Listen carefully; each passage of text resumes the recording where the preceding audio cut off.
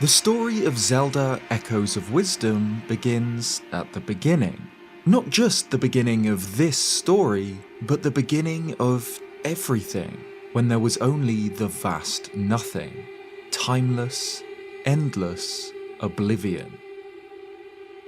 Occasionally, life spawned into this primordial chaos, like tiny candles flickering in the night. But they were all of them extinguished by the lurker in the dark. The void wasn't empty. Something waited in its depths, an impossible intelligence called Null. Null didn't so much live in the void as much as it was the void, an incomprehensible life form that existed and thrived in the absoluteness of zero. In English, its name means zero, nothing, and in Japanese, its domain is the world of Mu, nothingness, negative, a concept in Zen Buddhism meaning something beyond the binary of black and white, good and evil, the absence of anything at all. Null is nothingness personified, and its only desire is to consume everything else. It was into this chaos that the three golden goddesses descended from the heavens. Greater than the flickering motes of life that came before them, Din, Nehru, and Farore are true deities with the power of creation.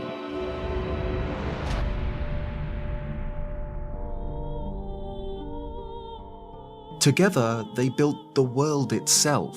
Time and gravity, mountains and oceans, flora and fauna were all woven into existence. The act of creation was to imprison Null, to cage it with reality itself. Once their work was done, the three departed for the heavens once more, and in the place where they left the world, there remained three golden triangles, the Triforce.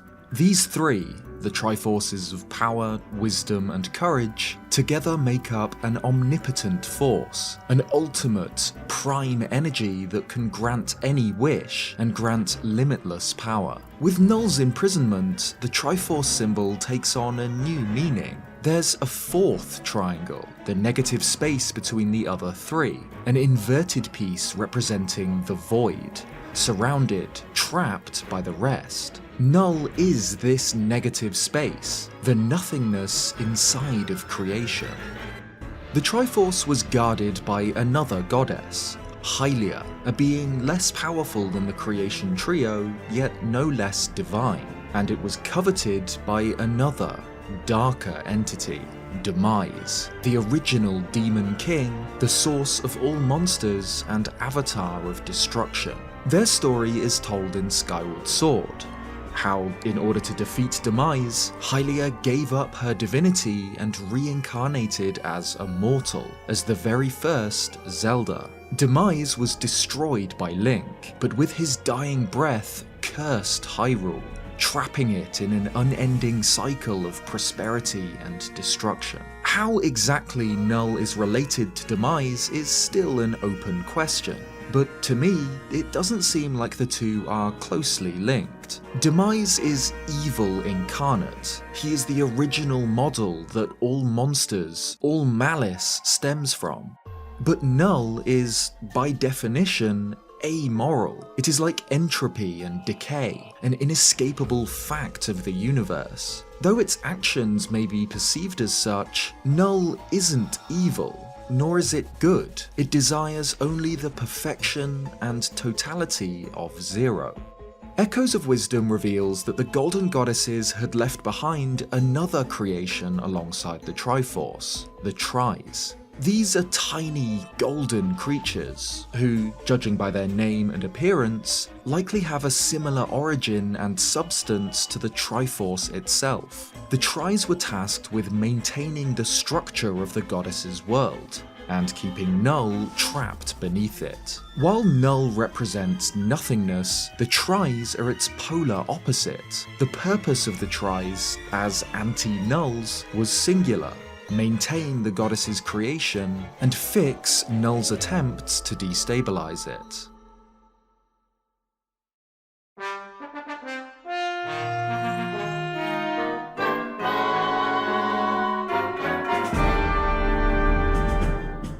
Thousands of years after creation, Echoes of Wisdom's story truly begins, in, of course, the Kingdom of Hyrule. When exactly this game takes place relative to the other Zelda games is still up for debate, but in my opinion, it makes the most sense to place Echoes of Wisdom long after most others in the Downfall timeline branch, with the exceptions, perhaps, of Zelda's 1 and 2. This is because the game appears to be set in a similar world to A Link to the Past and A Link Between Worlds, only it's evident that many years have passed since those games. The world has expanded, new towns and villages have been constructed, and most importantly, landmarks from those games, like the Desert Palace, the Swamp Ruins, and the Eastern Palace, have begun to decay. Now crumbling ruins investigated by archaeologists. A statue of the goddess Hylia gathers dust in the basement of Hyrule Castle, suggesting that its divine purpose has been lost to the ages. The golden goddesses are still remembered in some form, as they are throughout all of the ages and branches of the Zelda timeline, but Null is not. It remains forgotten, trapped at the dawn of time. It has been so long, in fact, that even the name of the Triforce has seemingly been forgotten. It's now remembered only as the mysterious Prime Energy, and only by a select few. Ever the keepers of archaic knowledge, royal family tradition has Hyrule's rulers pass on a legend. When evil strives for the Prime Energy, a wise priestess and a courageous hero will appear. Together, the priestess and the hero will rend this evil asunder. Because while Null has been imprisoned since creation, it hasn't laid dormant. Like a maddened prisoner clawing at the bars of his cell, Null thrashed against reality itself. In an unending game of cat and mouse, Null's rifts would tear at Hyrule, only to be repaired soon after by the Tries. By the time of Echoes of Wisdom, this stalemate has endured for as long as anyone can remember. Rifts open, rifts close, and Hyrule remains. But over time, a disturbing trend became clear. The rifts targeted children. Since the dawn of time, children being stolen away became an ordinary, if tragic, part of life in Hyrule. Parts of the world were swallowed by rifts as if at random. These rifts always closed soon after opening, which was of course the work of the Tries, and many, but not all, of the children were returned. But they weren't the same. Those who had been stolen away, those who had seen the impossible, swirling chaos that lay beyond the fabric of reality, were forever changed by the experience. Many became traumatized. Though their bodies were free, it was as if their minds were still trapped in the darkness. Many went mute and never uttered another word. This struggle had endured for millennia, Null rending the surface above it and pulling great chunks of Hyrule into the nothingness, only to have its prison repaired by the servants of the goddess. Sometime before the events of Echoes of Wisdom, likely no more than 10 years, a rift opened in the southern region of Hyrule. As they often did, this rift captured a group of children, including a young Link. Perhaps because of the presence of this child Link, the tireless effort of the Tries, or a combination of the two, these children were lucky enough to survive. The rift was closed, and the group returned home. All of them were now mute, and none could remember anything about what had happened, except Link. Link remembered entirely the harrowing nature of the rifts, and the monsters who dwelled there. And while the rift had stolen his voice, he gained something in its place. Somehow, the ordeal gave him the mysterious ability to sense when new rifts would appear. And so, even though he was just a child, he dedicated his life to the fight against them. Alone, he would wage a war against the void. Except he wasn't alone. Near to Link's home in Southern Village lived Lubery, a Sheikah scientist, and the older brother of Impa, the royal attendant to Princess Zelda. For a long time, Lubery had been studying the rifts. At the site where a rift had been closed, he discovered a strange blue relic, which he named a might crystal. Quickly, Lubery noticed that these might crystals were able to repel the monsters who came from within the rifts, and began developing the technology to process these crystals into weapons. What might crystals actually are is never really explained. In Japanese, they're called pieces of power, just like those found in Link's Awakening. They're directly linked to Null itself. They come from rifts, almost as if they're crystallized chunks of Null's power. This is why they're so effective against the rift monsters. It's using Null's own strength against itself. He didn't have to consider who would wield these weapons for too long, either. He was attacked in the forest, but saved by Link. Impressed by the hero's selflessness and bravery, Lubery chose Link to wield his creations, and so equipped him with the sword, bow, and bombs of might, as well as a cloak bearing the markings of might crystals. During Link and Lubery's quest to stop the rifts, they had encountered a monster more powerful than any other, a towering blue boar demon, Ganon. In its base form, the Sword of Might was not powerful enough to oppose him, so Lubery gathered more might crystals and infused the blade with even more energy. Elsewhere in Hyrule, tragedy struck. Princess Zelda had disappeared. For a week, soldiers of Hyrule searched every corner of the kingdom for their princess, to no avail. The leading rumour was that she had been stolen away by one of the new rifts that had opened across Hyrule at the same time she vanished. But this wasn't true. Zelda had been stolen away, but not by a rift, instead by Ganon. It's not directly explained how Link knew of Ganon's whereabouts, or why he acted when he did. Perhaps it was his ability to sense new rifts that called him to Southern Ruins, or a telepathic distress call from Zelda, as in A Link to the Past. But regardless, Link heeded the call. He jumped from his bed, donned his tunic and cloak, gathered his equipment, and raced towards the temple. This leads into the game's intro sequence. Link storms into the Southern Ruins, cutting through dark nuts with ease. With this, Echoes of Wisdom begins as most Zelda games end, with Princess Zelda herself in Ganon's clutches, waiting to be rescued by Link, the hero. Only this time, it's different. After Link delivers the final blow to Ganon, the Demon King laughs, before vanishing in a purple mist. He leaves behind his trident, and just as Link approaches the crystal where Zelda remains trapped, a new rift opens. It wasn't Ganon Link defeated, it was an echo, a copy of the original being, created and controlled by Null. The rift monsters Lubery had designed the Sword of Might to oppose were echoes too, clones of monsters made up of the dark energy of the void. The new rift expands beneath Link's feet, and the hero falls. Helpless, he succumbs to the nothingness below him. At the last second, he manages to loose an arrow at Zelda, cracking the crystal. The hero vanishes, but his job is done. The crystal is now weak enough for Zelda to break free. An orb of golden light appears, one of the tries. First, it hides in Link's cloak, which had been discarded by the hero before he fought Ganon. It then guides Zelda out of the ruins as the rift suddenly expands. Zelda narrowly escapes as the dungeon, and a great chunk of the surrounding southern forest, are pulled in.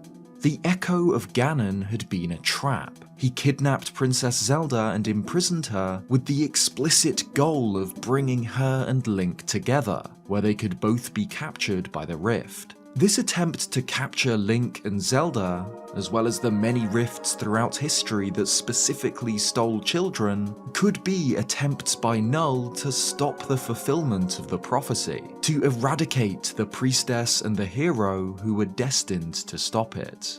But the trap had failed. Just, with Link's help, Zelda had escaped. The princess had been missing for a week, and so, once freed from Echo Ganon's grasp, she's quickly found by the king's men and taken to see her father. Though he's relieved to find his daughter safe and well, the king is worried, as the new rifts appearing at unprecedented rates threaten his realm. It wasn't just children being stolen away anymore, it was adults too, in numbers never seen before. And before he has time to act, another rift opens in the throne room itself. Selflessly, the king hurls his daughter out of harm's way, but succumbs to the void himself. Hyrule's monarch and his two aides, General Right and Minister Left, are stolen away. But this is only the beginning of Null's sinister plan, and echoes of the three leap out of the rift. Null has seized control of the kingdom. With its puppet of the king, it blames Zelda for the appearance of the rifts, and orders her imprisonment and her execution. Trapped and alone, Zelda begins to despair. Her father is gone, replaced by an impostor, and her kingdom is literally falling apart. Even now, there is hope left. The golden light, the Tri that had guided Zelda out of the crumbling southern ruins, appears in the castle dungeons, Zelda's only hope. Tri explains that the echo of Ganon had caught it too, and that it had followed Zelda to the castle. The pair talk about the recent events, and the imposters now in control of the kingdom, and decide to act, to free those trapped in the rifts, and unveil the truth.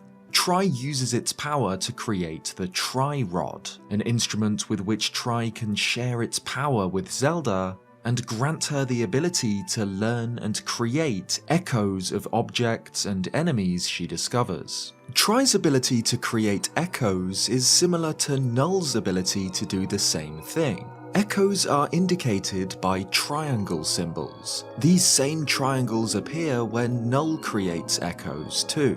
This could be because of one of two reasons. Either because the Tris are essentially anti-Nulls, they share some of the abilities of the monster they were designed to control. Or the more sinister, and in my opinion more likely explanation, that Null stole the ability to create echoes from the Tris. As the story progresses, we learn that Null has been capturing Tris, seizing the goddess's servants and trapping them inside rifts, not only to prevent those rifts from closing, but to absorb the Tri's power into itself. Like the King of Hyrule, or Ganon, Null can't create new things, only copies, echoes of what already exists, and it might have stolen even the ability to do so. With the Tri-Rod in hand, Zelda is helpless no longer. Using echoes, she's able to escape from her cell and avoid the patrolling guards. In the dungeons, she meets Impa, her nursemaid, the only one of the castle staff who believes her story about the impostor king, and sends Zelda to find her brother. She marks the location of Luberry's house on a map. Impa is a member of the Sheikah tribe, the secretive, mysterious servants of the royal family, and is the younger sister of Luberry, the scientist who had developed the Sword of Might for Link to use. Impa gives Zelda some new clothes and tells her to wear Link's hood, which she'd picked up while fleeing southern ruins, as a disguise. The princess must hide her face from those she is trying to save. Zelda changes outfits behind the statue of the goddess. It's quite poetic that while she's disguising herself as somebody else, all we see is Hylia, the goddess who reincarnated into the first Zelda. Using a secret royal passageway, Zelda escapes the dungeons and finds herself on Southern Beach, not far from the village where Link grew up. She makes her way to Lubri's house, but it's missing. She finds only a giant, eerie void. Tri figures that its friends must be trapped inside the rift, a theory it confirms not long after when the pair attempt to visit Southern Ruins. Tri senses its friends in the void, and notes that this particular part of the void can be opened to allow Zelda to enter. This rift, of course, contains the game's first dungeon, Southern Ruins, the same place where Zelda was held by Echo Ganon and rescued by Link during the intro of the game. Before entering the dungeon itself, Zelda is forced to traverse the Still World, the space inside the rift. Stilled Southern Forest consists of floating chunks of Southern Forest, the parts stolen away by the rifts, silently hanging in the void. Tri explains that anything found in the Still World, earth, trees, animals, even the people, will eventually break apart and vanish into nothingness, absorbed by the void. Because people are here too. Those who are stolen away are found here, petrified. This terrible fate awaits almost anyone who is sucked into a rift. As they fall into the darkness, we can see the colour drain from them, and once inside, they can no longer move. This applies to everyone we see stolen away, with the notable exceptions of Link and Zelda, who are able to move freely even in the Still World. Tri explains that this is because Zelda is special, and doesn't elaborate on this, but this specialness will become clearer as the story progresses. Interestingly, the laws of space don't apply to the Still World in the same way as the real world. People who are stolen away can appear in rifts far, far away from the ones that took them. At the entrance to Southern Ruins, Zelda and Tri discover the petrified Minister left, a long way from the castle. Inside the ruins, Tri notes that she can sense her friends trapped here. But before the pair can reach them, they're ambushed by a familiar face. Link attacks Zelda, or rather an echo of Link does. Like with the King of Hyrule, the fact that the real Link was sucked into a rift meant that Null gained the ability to create echoes of him. While the assailant is illusory, his blade isn't. Upon his defeat, Link leaves behind the Sword of Might. The real Link is still missing, lost in the void, and clearly has been disarmed. But this blade is a tangible link to the hero, and allows Zelda to fight as him.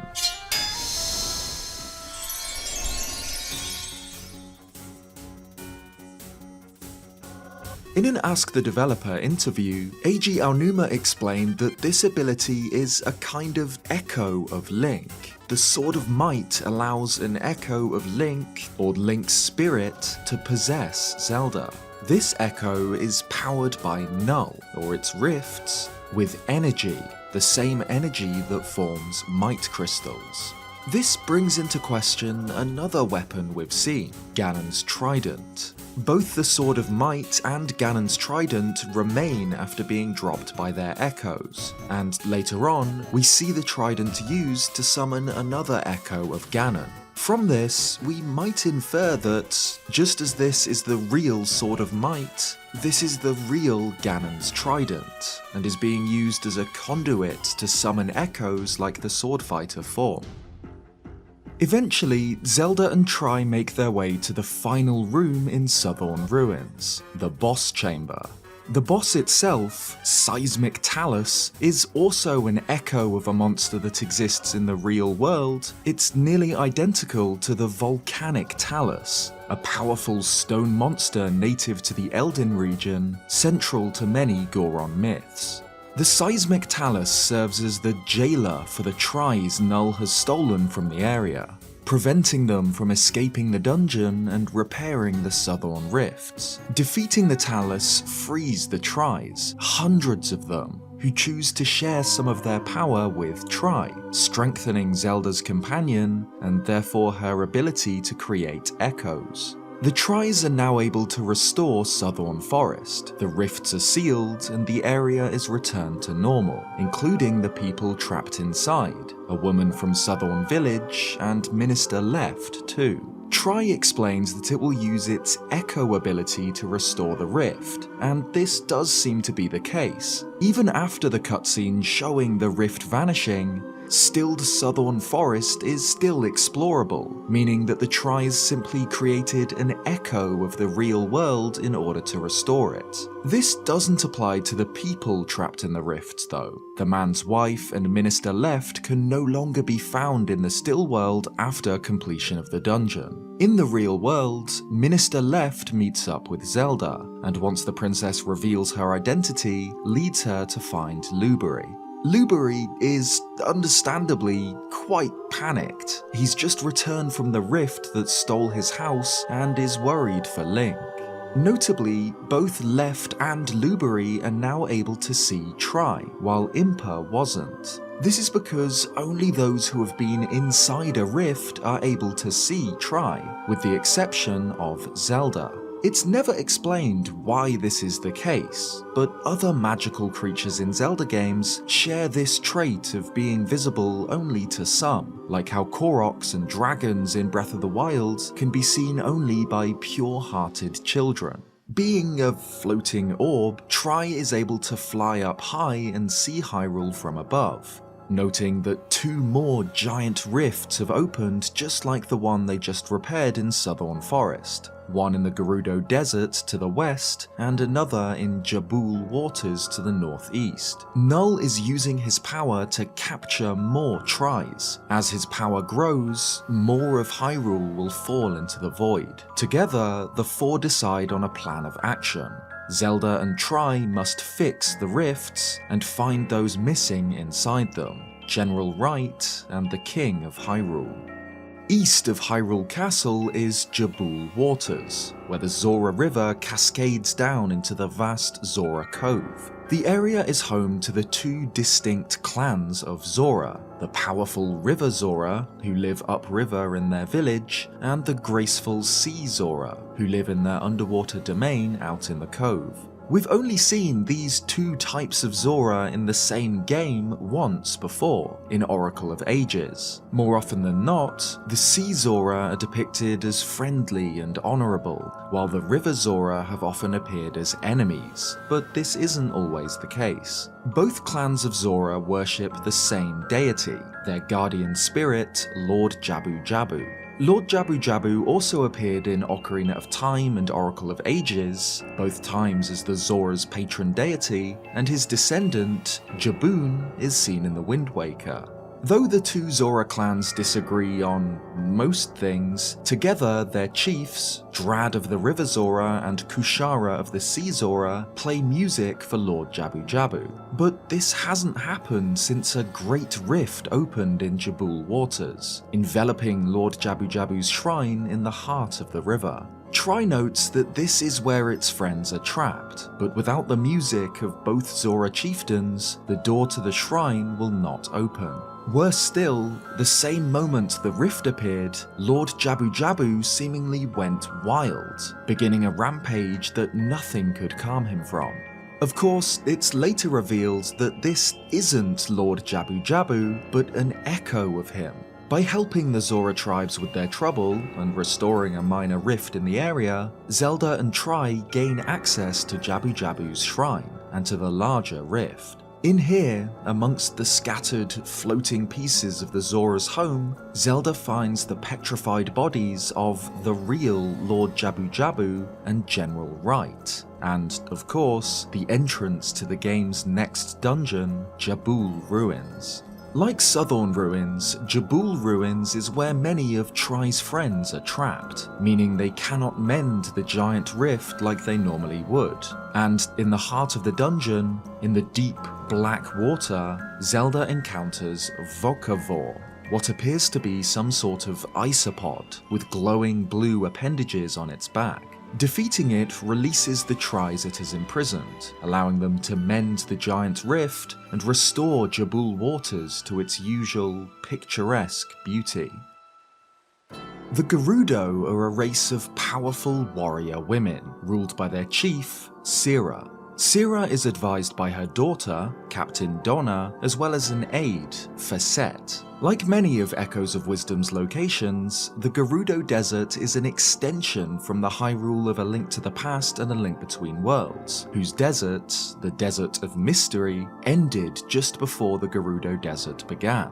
Because of this, we can assume that the Gerudo have lived here for a very long time, just out of sight in previous games. When the large rift opened in the desert, it swallowed the Gerudo Sanctum, a sacred temple of great importance to the desert people. Worse still, monsters began to pour out from the Sanctum's entrance in an endless tide of violence, to the point where even the powerful Gerudo warriors were overwhelmed. Under Facette's guidance, the decision was made to block up the Sanctum's entrance by burying it in sand, sealing it and the monsters below the surface of the desert. Facette also advised that the smaller rifts, found all across the desert, could be sealed by defeating the monsters that came from them, which the Gerudo have been trying relentlessly to no avail. Like the rampaging Lord Jabu Jabu, Facette is revealed to be an echo, a puppet with which Null is manipulating the Gerudo and preventing access to the rift. By helping their efforts to fight against the Void, Zelda earns the Gerudo Chief's blessing and is able to gain access to the Gerudo Sanctum.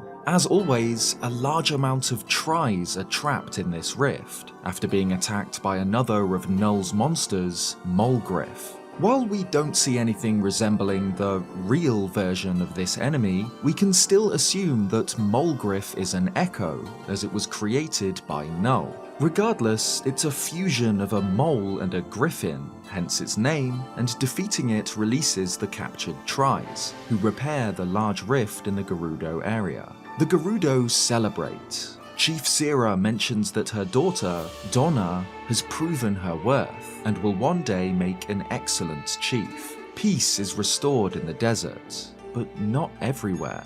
Link and the king remain missing, and so, together with Minister Left and General Right, Zelda and Tri head to Hyrule Castle to expose the imposters ruling there. General Right and Minister Left try, and fail, to convince the town guards of the truth, that the king and his officials in the castle were imposters, and they were the real deal. But then, almost as if it was reacting to their presence, the throne room rift expanded, an unstoppable tidal wave of emptiness, swallowing the entire castle and most of the town with it. Dark energy leaps out of the rift like spitting embers, globs of nothingness morphing into twisted echoes of Keese, Moblins, and Darknuts, an empty army ready to put the rest of the settlements to the sword. The town guards are shaken. They stand, dumbfounded, scared and confused on what to do, how they can begin to undo this great tragedy. But General Right isn't. Though his men didn't believe him, he is the real general. He stands firm and orders the soldiers to pull themselves together, to fight for their kingdom and defend the innocent. Right, Left, and the soldiers move to help the surviving townsfolk flee, while Zelda and Tri press forward, first to find an entrance to this newly expanded rift, and then to repair it.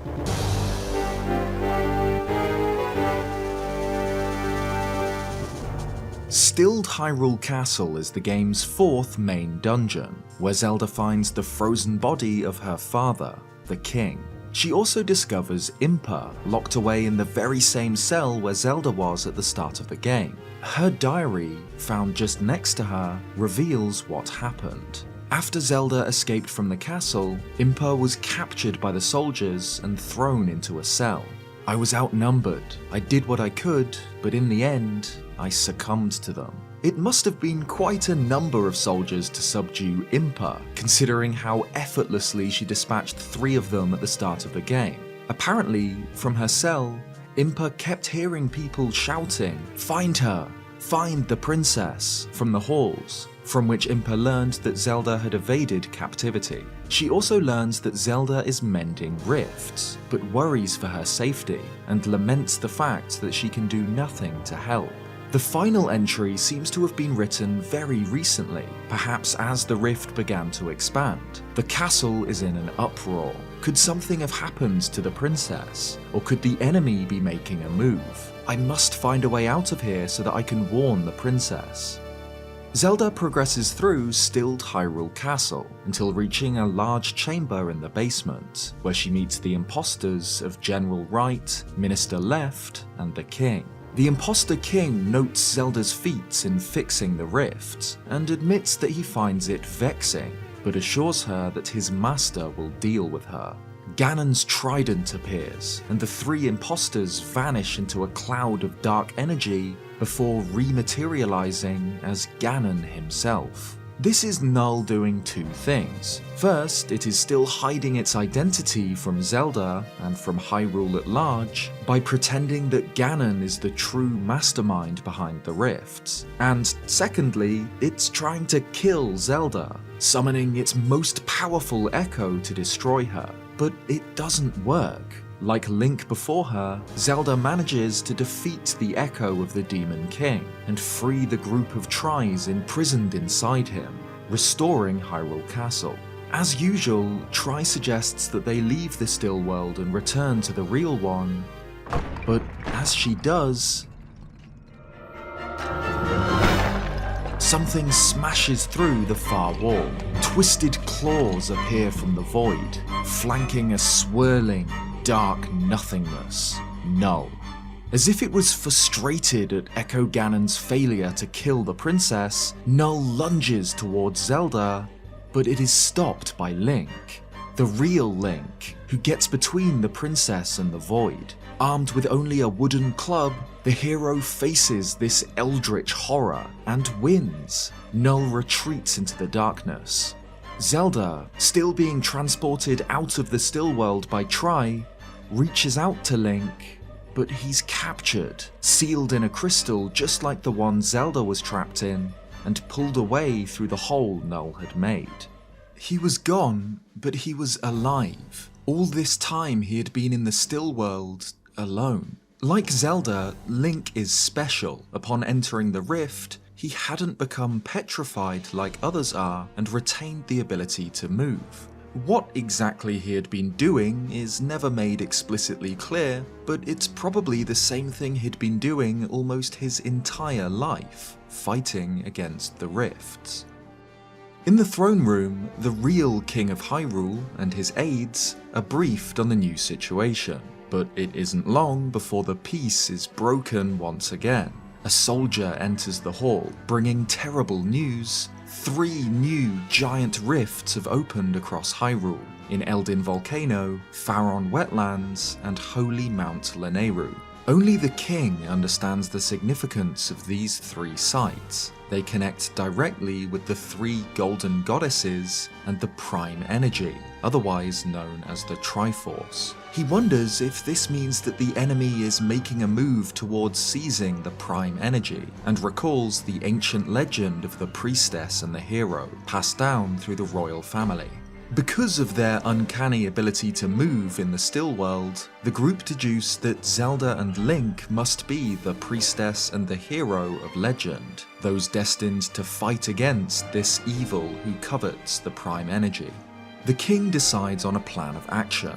Minister Left will work alongside Lubery and continue researching rifts. General Right will muster Hyrule's forces and fight back against the monsters across the kingdom. And as the Priestess of Wisdom, Princess Zelda will continue her journey to mend the rifts, to heal the lands of the goddesses, and to defeat this new evil alongside the hero, Link.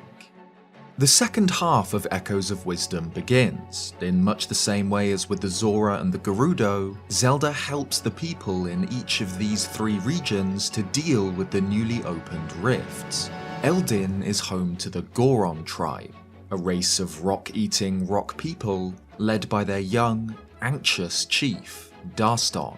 Faron is home to the Deku Scrubs, returning here from games like Majora's Mask, childlike forest creatures who have become addicted to spiders' webs coming from rifts. And Lanayru is home only to Konde, a gigantic, powerful creature blanketed in a coat of thick white fur.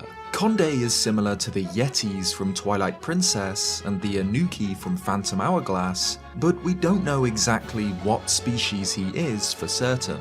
Konde once lived on Mount Hebra with his father and elder brother, but his father has died and his brother has left to travel on an adventure, leaving Konde alone, wondering when he'll return and hoping he can make him proud by cleaning the mountain.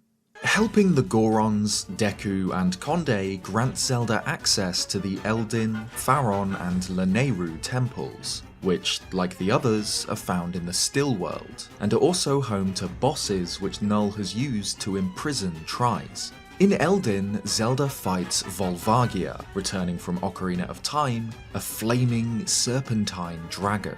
Like how Lord Jabu Jabu is a water spirit, and the Great Deku Tree, who we meet later, is a forest spirit, Volvagia is a fire spirit, though, like other servants of Null, this is probably an echo of the real Volvagia. Faron Temple is home to Goma, the source of the spiderwebs the Deku are addicted to, and Lanayru Temple is where Zelda encounters Scorchill, a monstrous yeti wearing an elemental helmet. Konde previously mistook Scorchill for his brother, though Tri disagrees, so it seems likely that this is an echo of his big brother. Konde can see Tri, meaning he's been inside a rift. We don't learn any more about this, but if he and his brother were stolen away at some point, this would explain how Null learned to create echoes of his brother. Once Zelda defeats the temple's bosses, after the Tries have escaped and restored the rifts, Zelda meets the Golden Goddesses, the three divine beings who created the world and who imprisoned Null. Each goddess bestows a sanction upon Zelda, an orb symbolizing Zelda's worthiness to obtain the Prime Energy. These are very similar to the goddess pearls seen in the Wind Waker, which were also used to mark Link's worthiness in the eyes of the gods. One of the goddesses explains what Null is, and how its greed, its desire to consume everything, to be the singular being in an empty universe all its own, was what caused the goddesses to create the world and imprison it. This gives us a reason for creation, for why the Zelda universe came into being. The purpose of everything, anything at all, was to subdue Null, to stop its insatiable hunger from consuming everything. But here, it is the goddesses who are trapped. In what is perhaps the greatest display of power seen so far in the Zelda series, Null was able to imprison the creation trio inside rifts. Though they created the world itself, they're helpless, stolen away, until each of them is freed by Zelda. But this was all part of Null's plan. In a horrifying twist, it's revealed that Null imprisoned the goddesses specifically so that Zelda would free them and receive their sanctions. After completion of the final dungeon, Zelda is confronted by Null. A dark cloud attacks her, and, like it had of so many others, Null copies Zelda. This echo, Null believes, will also have the sanctions of the goddesses. Like the original Zelda, it will be able to approach and use the Triforce. The third goddess had told Zelda where to go, to the Eternal Forest, the home of the Great Deku Tree, making this Echo Zelda's destination too. The Great Deku Tree is an ancient forest spirit, much the same as it is in Ocarina of Time or the Wind Waker. Like Lord Jabu Jabu and Volvagia, it is the physical embodiment of the forest element, often serving as a guardian or guide for Link. In Echoes of Wisdom, it is revealed that this Great Deku Tree, likely a different, younger tree than the ones seen in previous games, was planted on top of a temple, now the ancient ruins where the Prime Energy is found. Despite his age and wisdom, the Deku Tree is unable to see through Null's disguise. He believes that the Echo Zelda is real and allows it access to the temple. The real princess arrives shortly afterwards, but it is too late. Null's puppet stands before the Prime Energy. With the full power of the Triforce, Null should be able to shape the world as it sees fit, to delete everything and restore the nothingness that came before, a nothingness owned and inhabited by Null alone. But it doesn't work. The Triforce can be used only by one with a balanced heart, one who possesses all three of its virtues: power, wisdom, and courage. If used by one with an imbalanced heart, like with Ganondorf in Ocarina of Time, the Triforce will split into its three constituent pieces. The one who wields it will instead get only the one piece that represents them best, while the other two will be bestowed upon those who embody those virtues. The Triforce can be reassembled out of these three parts. This was Ganondorf's goal at the end of The Wind Waker. It appears that this will allow even those with evil ambitions to use its power, and it won't break apart again. In this case, Null, or Null's Echo, can't use the full Triforce. It shatters, and Null receives only power, while Zelda receives wisdom, and courage seemingly vanishes, having been transferred to Link. The Triforce of Power is the piece associated with Ganon, a demon with an insatiable lust for power and control. Null has a single goal: to consume everything, and, above anything else, desires the power to achieve it. Nothing short of absolute power will be enough. It requires the full Triforce, and Null's greed will not be satisfied until it is all there is. Null intends to gather the two pieces of the Triforce it does not have. It leaves Zelda behind and rushes through the glowing portal left by the Triforce of Courage, entering the Still World. This part of the Still World is different. Not only are crumbling chunks of the ancient ruins found here, floating alongside pieces of different areas of Hyrule, Null itself lurks here, in its true form, a gigantic, dark sphere. Zelda gets close to Null and defeats her Echo, causing Null to retract the Triforce of Power inside of its body. Then, just like how he had saved her at the beginning of the game, Zelda saves Link. She breaks the crystal with an arrow, freeing the hero at last. Though Link does not speak, he understands. He and Zelda must enter Null's body, take its piece of the Triforce, and destroy the entity once and for all. Zelda returns his equipment, and Link uses the Sword of Might to carve an entrance into the dark mass. Together, the priestess and the hero enter the heart of the void. Null's body is organic. The walls and floors are made up of individual, pulsing cells, and within, the pair encounter giant double helix structures, like strands of DNA. Deeper within Null, a repeating thud echoes out, a heartbeat. Throughout Null's body, we can see the shapes of countless tries who have been captured. They flow through the cells of its body, adding to its strength. Each try, except for Zelda's companion, has a face made up of two dots and a line, a pattern which is seen not only throughout Null itself, but the ancient and southern ruins. These repeating symbols seem to call back to the tries. Despite being the manifestation of the void, Null is alive, and whether it has always been this way, or only since absorbing enough tries, it makes Null's desire to eradicate everything but itself seem hypocritical and selfish. In the very heart of Null's body, Zelda and Link catch up with the Echo of Zelda, who stands in the clutches of Null itself. This being is the same one Zelda faced in Stilled Hyrule Castle, a form much smaller than the gargantuan Null's body, perhaps something that represents the very core of its being. "The goddesses have taken everything from me," Now I will use their power to take it all back.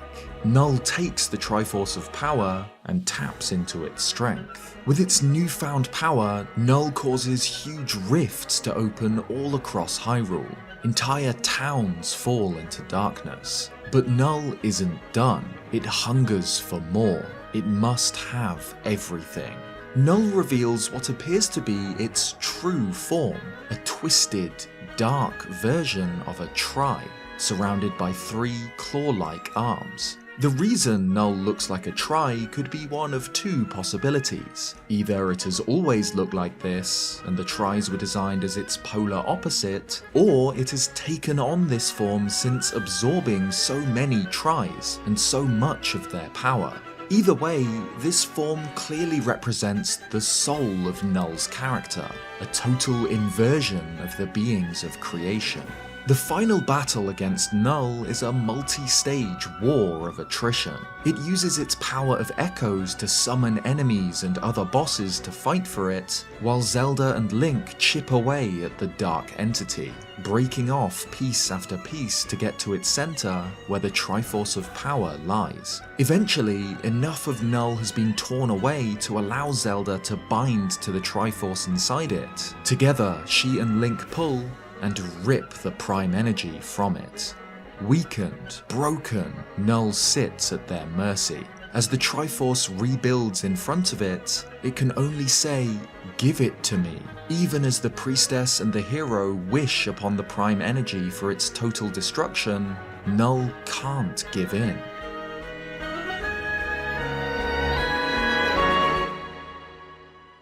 Null's story is somewhat sympathetic.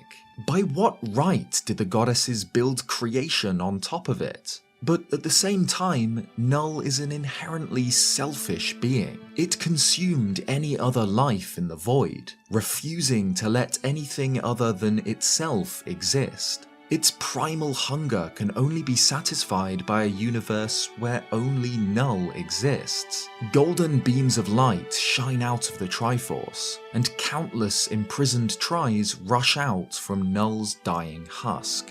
The natural born of the void is defeated, and the Tris, along with the Triforce itself, are used to restore Hyrule for the last time.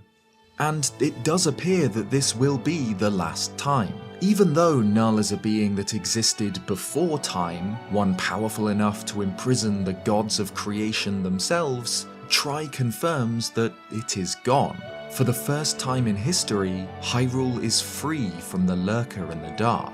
The entity caged by creation has been destroyed. With no more rifts being created, the Tris have no purpose, so they, including Zelda's companion Tri, return to the goddesses to slumber. For the first time, Tri expresses gratitude. Its journey with Zelda has shown it the meaning of thank you. In the final scene before the credits, we see Link and Zelda return to Castletown. They're surrounded by townsfolk, before being approached by familiar faces from the castle itself: Lubery, Impa, Left, Right, and the King of Hyrule himself. For the first time since being stolen away as a child, Link speaks, shocking everyone. It seems that, with the defeat of Null, the psychological effects of the rift have gone too. The game's credits roll alongside a slideshow showing the endings of the various races of Hyrule, such as the Zora, who are still at peace, seen playing for Lord Jabu Jabu. The owner of the Tough Mangoes plantation shows off her fruit to other Gerudo, and we see Link talking to his neighbours in Southorn Village. The Deku Scrubs are still finding new treats to replace the spider's webs. There's one eating an electro apple on a stick outside the smoothie shop. And most importantly, Conde's brother returns. We see him excitedly waving a hot air balloon in the distance. Forget Null and the Golden Goddesses, Conde got his happy ending, and that's what matters most. Even without Null and the Rifts, Link continues to train, seen here practicing sword fighting with Lubery. And finally, the game ends on a final image, the Tri-Rod framed, hanging on Zelda's wall. Her journey is over, Tri has gone, and the Tri-Rod now serves only to remind the princess of the time she saved her kingdom.